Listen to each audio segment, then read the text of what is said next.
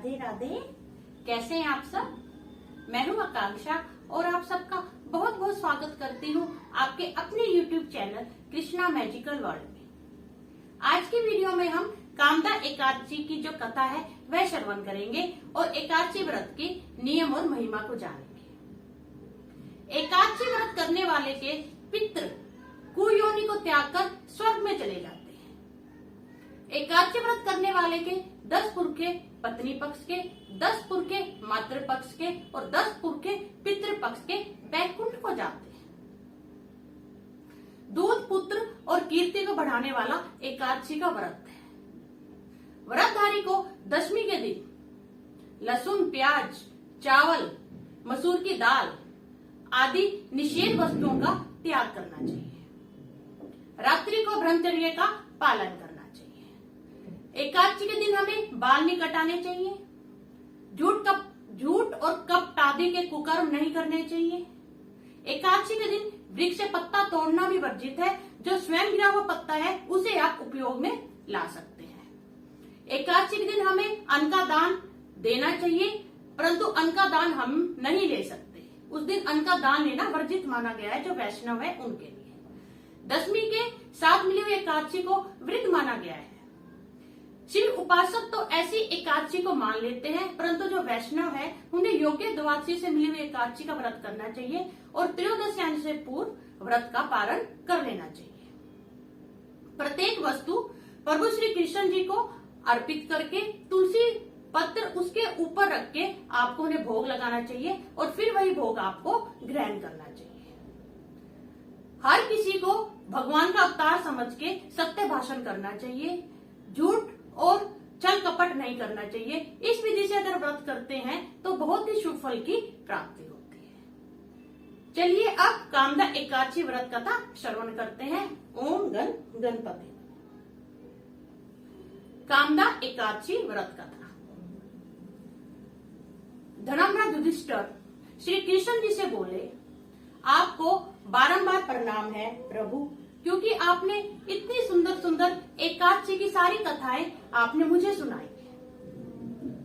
अब भगवान कृपा करके ये बताइए, चैत्र मास के शुक्ल पक्ष के एकादशी का क्या नाम है और इसकी व्रत के नियम और पूजा विधि क्या है।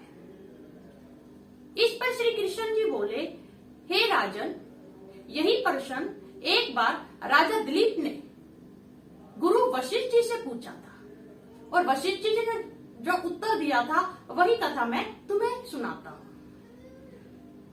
एक बार राजा दिलीप ने गुरु वशिष्ठ जी से पूछा, हे गुरुदेव, चैत्र मास के शुक्ल पक्ष की एकादशी का क्या नाम है?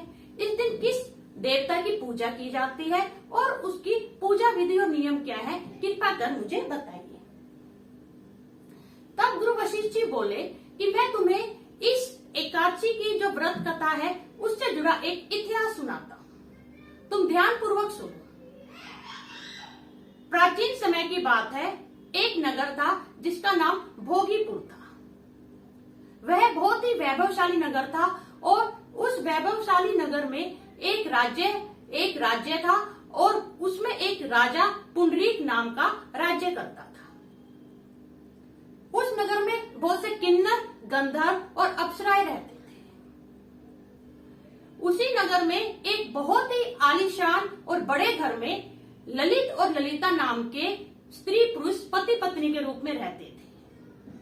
उनका एक दूसरे से बहुत ही ज्यादा प्रेम था और वे एक दूसरे से बिछुड़ने के ख्याल से भी व्याकुल हो जाते थे।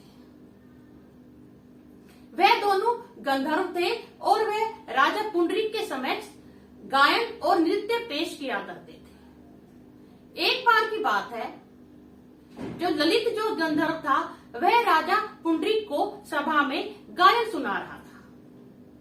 इतने में ही जब वह गायन सुना रहा था उसे अपनी पत्नी ललिता का स्मरण हो आया और वह उसको याद करते करते अशुद्ध गाने लगा। यह देखकर नागराज कोटक है, उन्होंने पुंडरीक राजा से शिकायत कर दी कि यह अपनी स्त्री के वियोग में अशुद्ध गाना गा रहा है। यह देखकर पुंडरीक राजा जो थे वह बहुत क्रोधित हो गए और उसे बोले, ओ दुष्ट, तू अपनी पुत्री योग में अशुद्ध गाना सुना रहा है, जहां मैं तुझे श्राप देता हूं, तू राक्षस हो जाएगा। जैसे ही राजा पुंडरीक ने ललित जो था गंधर्व उसे श्राप दिया, तत्क्षण ही वह राक्षस के स्वरूप में बदलने लगा।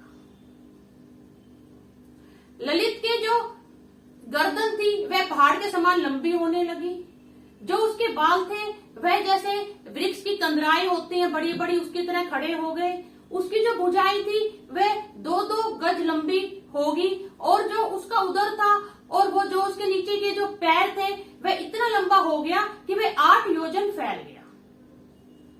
उसकी आंखों में से चंद्रमा और सूर्य के समान अग्नि निकलने लगी, और जो उसकी नाक थी वह भी बहुत ही लंबी और बहुत ही नुकीली हो गई, और वह अपने मुंह से अग्नि निकालने लगा।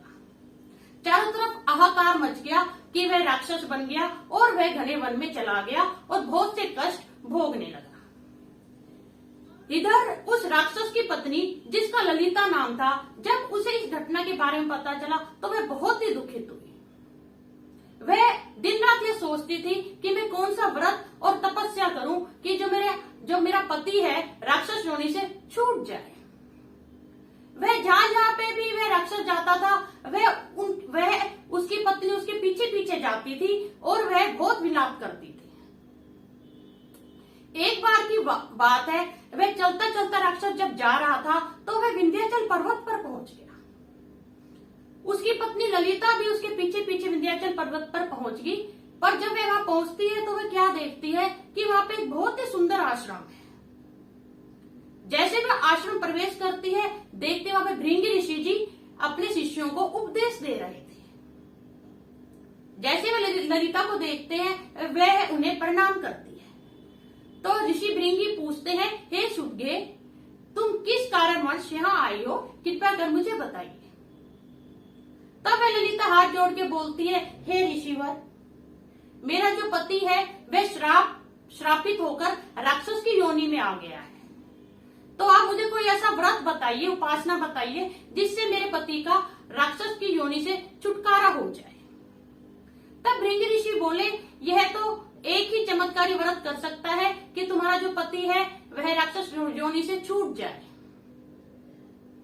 तो वह ऋषि बोले, चैत्र मास के शुक्ल पक्ष की एकादशी का नाम कामदा है।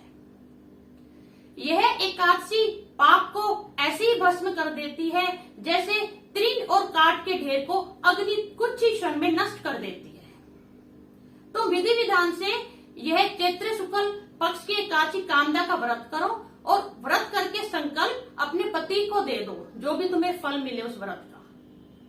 इस पे वह बहुत प्रसन्न होती है और वह वापिस जाती है और वह बहुत ही श्रद्धा पूर्वक कामदा एकादशी का व्रत करती है।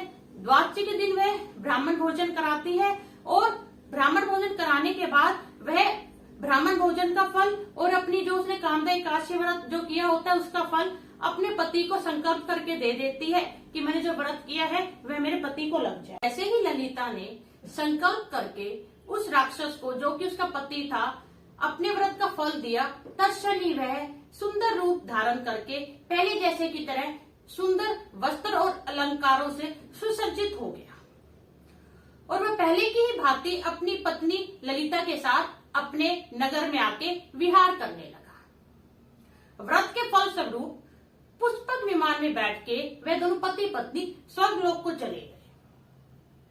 गुरु वशिष्ठ जी ने बोला राजा द्वीप को, राजन, इस व्रत का ऐसा ही फल है। कामदा एकादशी के व्रत के प्रभाव से राक्षस योनि की देह छूट जाती है, सभी पाप नष्ट हो जाते हैं।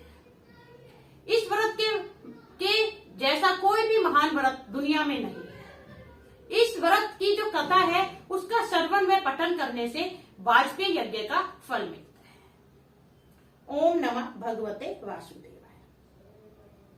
तो ये देखा आपने, ये कामदा एकादशी व्रत कितना चमत्कारी व्रत है। अगर आपको यह कथा अद्भुत लगी हो तो इसे शेयर करना मत भूलिएगा। अगर आप मेरे चैनल पे नए हैं और सब्सक्राइब नहीं किया तो प्लीज इस चैनल को सब्सक्राइब कीजिएगा। अब मैं जाने की आज्ञा चाहती हूँ। मिलूंगी एक सुंदर सी अद्भुत कथा के साथ अगली वीडियो में। धन्यवाद। राधे।